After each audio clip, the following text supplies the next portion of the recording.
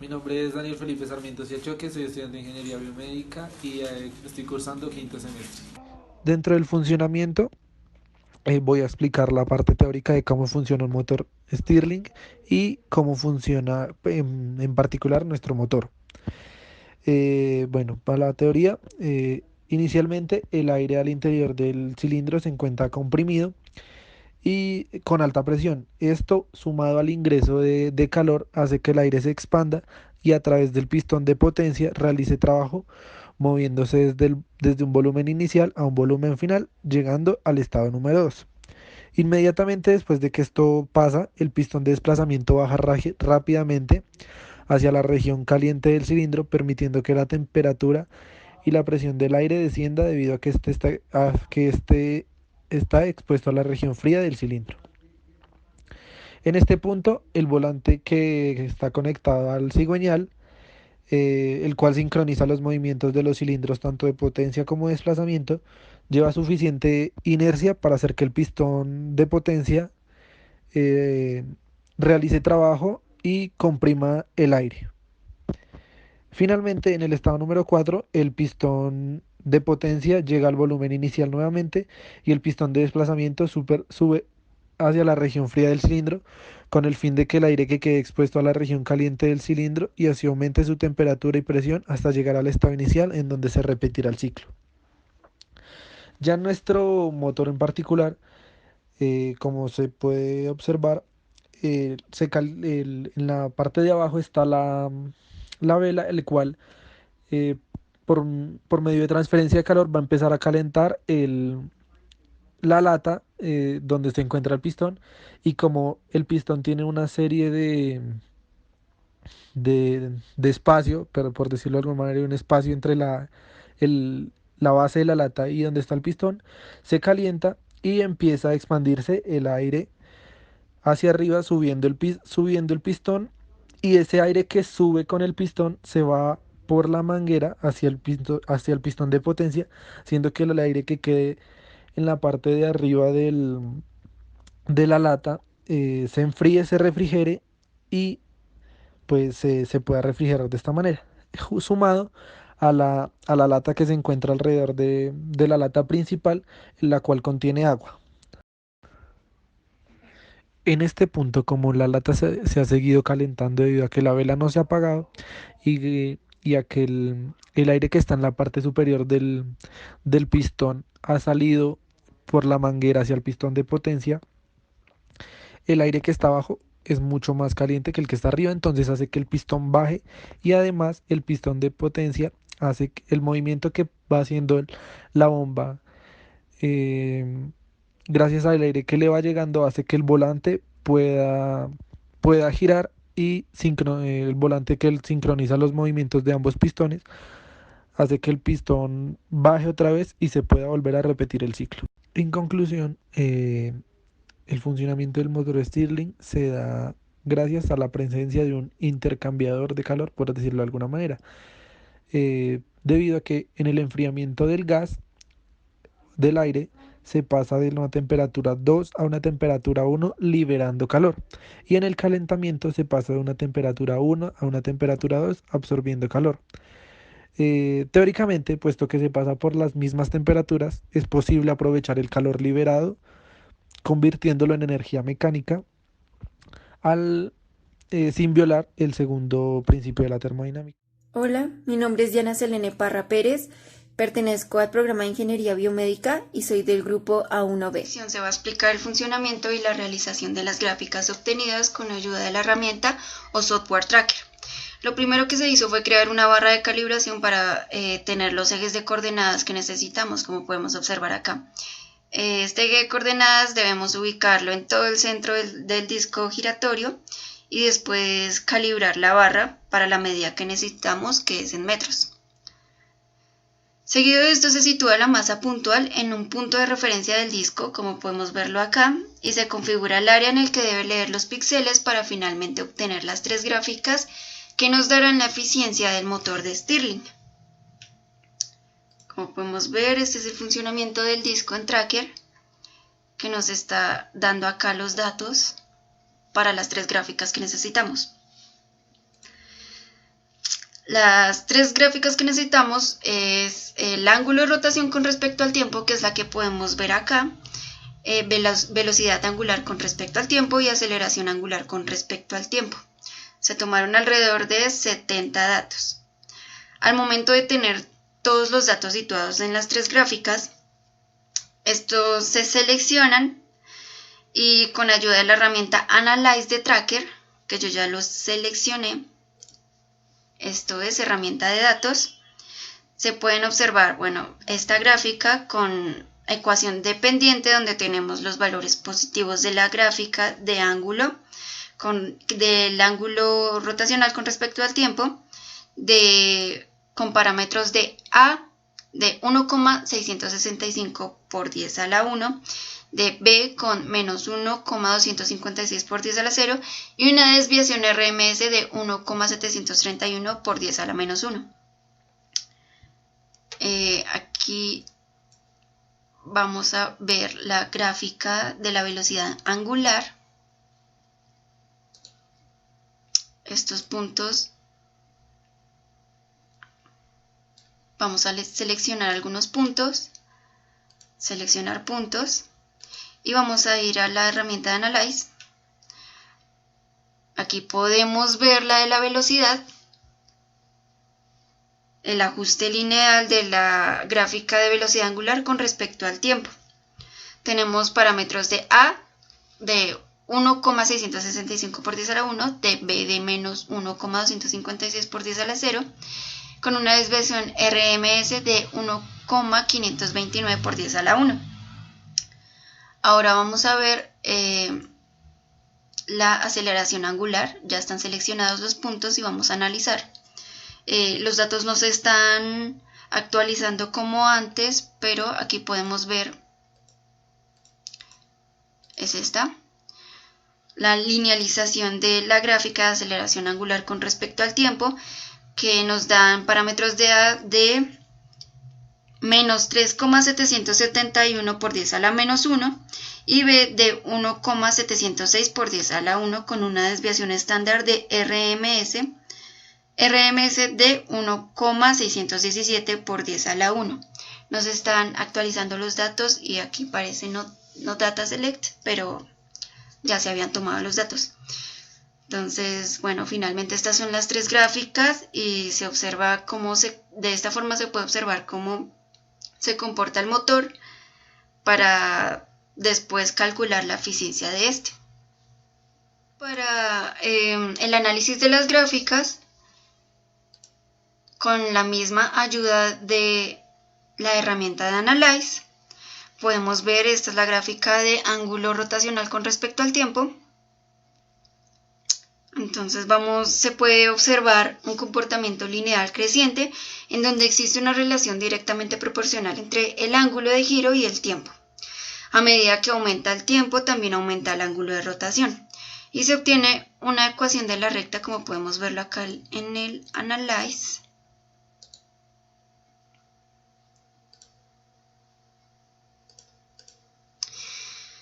Una ecuación de la recta de θ igual a omega por tiempo más θ inicial, donde la velocidad angular que corresponde a la pendiente tiene un valor de 1,665 por 10 a la 1 radianes y el intercepto de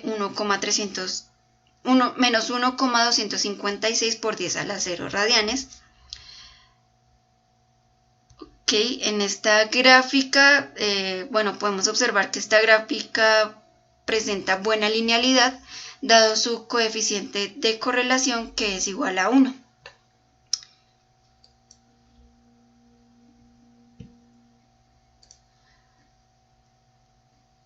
Bueno, para la gráfica de velocidad angular, vamos a darle otra vez en analizar. Se observa que a pesar de los puntos irregulares donde hay picos, esta tiende a tener un comportamiento sinusoidal. Para esta gráfica, cuando se linealiza, se observa que su comportamiento es lineal, creciente, en donde se obtiene una ecuación de la recta de omega igual a por T más B, en donde la pendiente tiene un valor de igual a, bueno, estos datos no están, los datos que habíamos tomado eran de menos 3,771 por 10 a la menos 1 radianes a la menos 1 y el intercepto de 1,706 por 10 a la 1 radianes a la menos 1. Finalmente vamos a analizar la gráfica de aceleración angular, que es esta, y vamos a ir otra vez a analizar los datos. Estos son los datos, que es la gráfica de aceleración angular con respecto al tiempo. También tiene un comportamiento sinusoidal. Al momento de linealizarla se observa que también tiene un comportamiento lineal. Creciente, en donde se obtiene una ecuación de la recta de alfa de A por T más B, en donde el valor de la pendiente es menos 3,771 por 10 a la menos 1 radianes y el intercepto de 1,706 por 10 a la 1 radianes.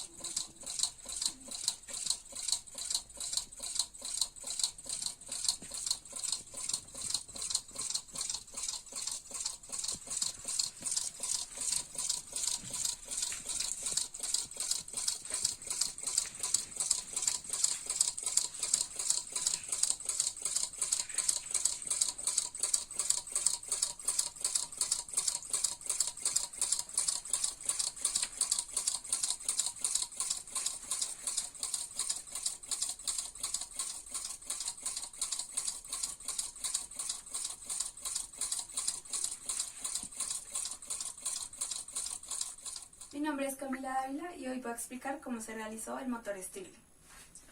Utilizamos 4 latas. La primera la utilizamos como soporte para el cigüeñal. En el cigüeñal encontramos el disco.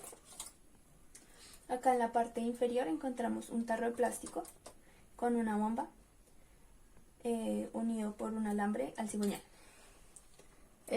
Esta manguera que une a la parte inferior, que es la segunda parte, en donde se encuentra el pistón. Debemos tener en cuenta que la lata tiene 10 centímetros y se divide de la siguiente manera. Dejamos 1,5 centímetros acá, 3 centímetros del pistón, 4 centímetros del recorrido del cigüeñal y 1,5 centímetros para que pueda pasar el aire por la manguera. Debemos tener en cuenta que el pistón se hizo con otra lata y con esponjilla y está unido con hilo nylon. Utilizamos otra lata más grande para la refrigeración, donde vertemos agua en esta parte.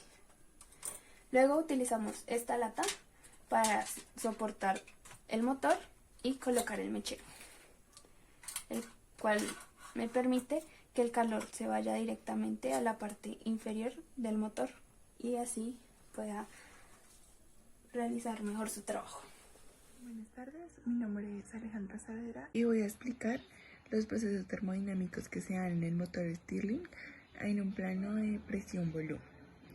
El motor Stirling ideal consta de 4 procesos termodinámicos que se ejercen sobre el fluido de trabajo. Todos, como se ve representado en la figura, se obtiene una compresión isotérmica del gas a la temperatura inferior y esto se debe a que durante el proceso se cede al exterior una cantidad de calor a la fuente fría. Del punto 2 al punto 3 se da un proceso isocórico, lo que significa una absorción de calor a volumen constante. El gas absorbe una cantidad de calor QR y aumenta su temperatura, lo que genera un aumento de presión. Del punto 3 al punto 4 se da una expansión isotérmica del gas a una temperatura alta, y este proceso da paso a que se absorba calor de la fuente caliente. Y por último, del punto 4 al punto 1 se da una cesión de una cantidad de calor QR al regenerador a volumen constante, lo que provoca una disminución de la temperatura del fluido. Mi nombre es Steven Delgado Domínguez, soy estudiante de Ingeniería Biomédica y estoy cursando quinto semestre. La potencia en un motor Stirling. La potencia se podría calcular primero como W total, o sea, el trabajo total del sistema por la frecuencia. Entonces, las unidades que tenemos serían las de el trabajo neto, serían newton por metro sobre kilogramo, y las de la frecuencia serían 1 sobre segundo.